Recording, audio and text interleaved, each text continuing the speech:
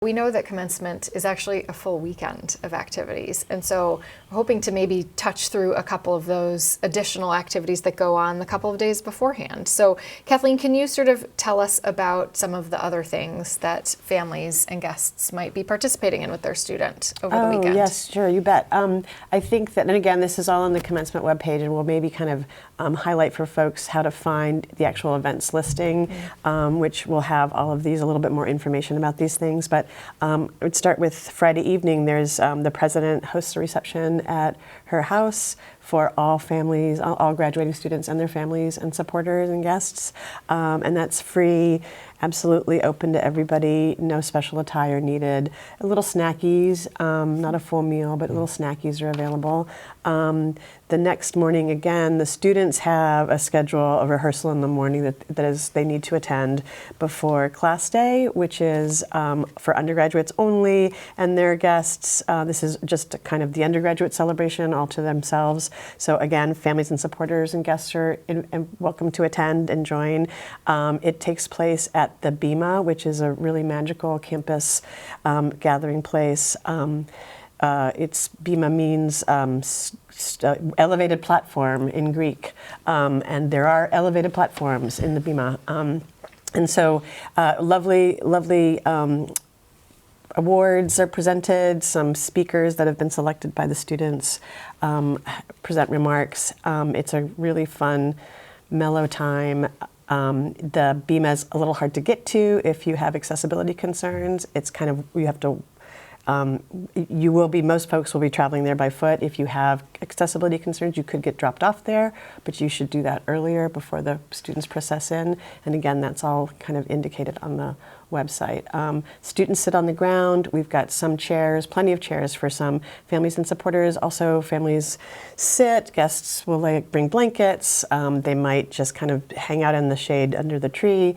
If they need accessible seating, we do have a seating section just for folks who need accommodations in that way. The afternoon has some, after the class photo, there's a Phi Beta Kappa. That's an Honor Society induction. Your student will know if they are being inducted into the Honor Society and should attend that program.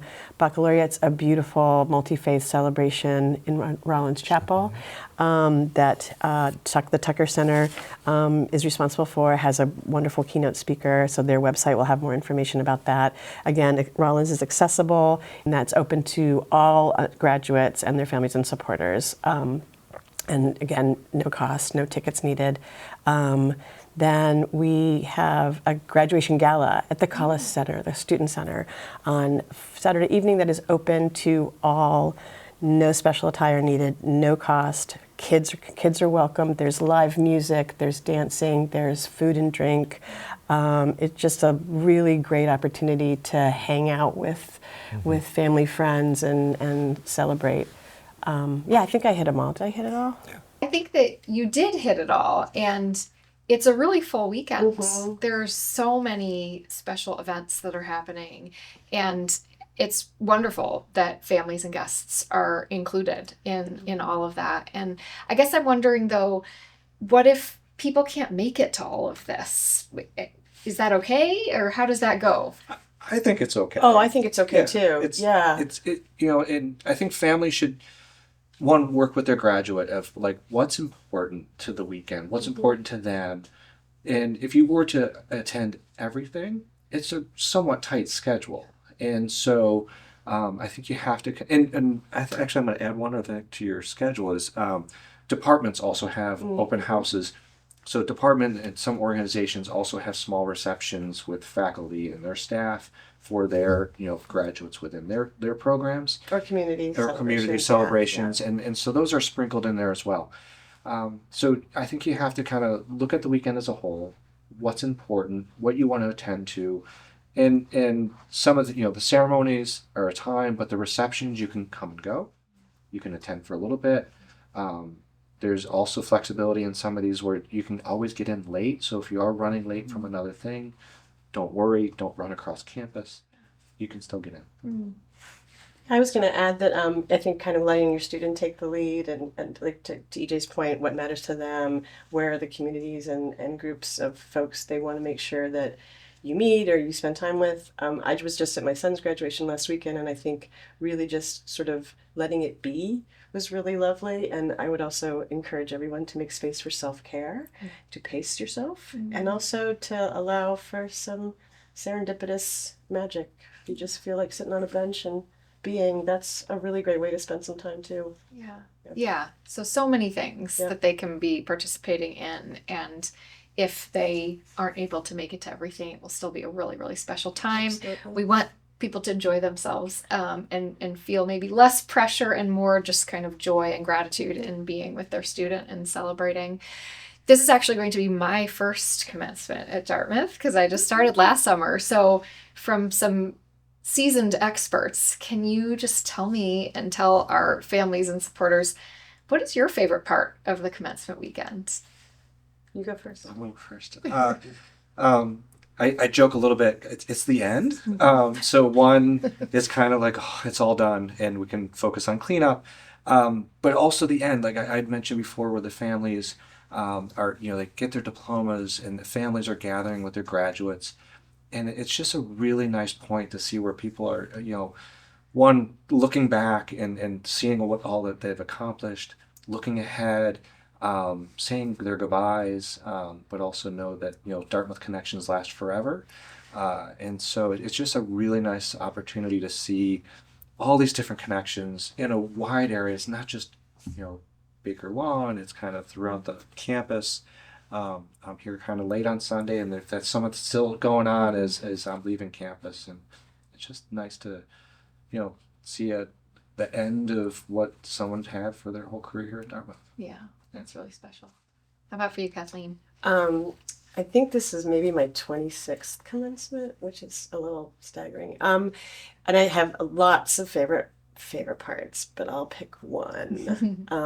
And that is actually the kind of the bookend of what EJ is describing, because I have the privilege of being with the students when we rehearse on Saturday and then when we assemble on Sunday. And Sunday in particular, everyone's a little nervous, they're excited, there's bittersweet, there's all sorts of overwhelm, but the energy is just like, it's electric.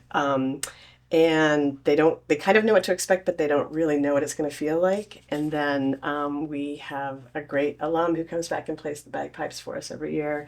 And when the moment comes and the bagpiper is, we say, can we please have the bagpiper? And the bagpiper starts playing at the back of the gathering, and the students, you just feel them all go, this kind of collective intake of breath, and there's this rustle of everybody turning around to look in their black gowns, and then I get goosebumps every time. I'm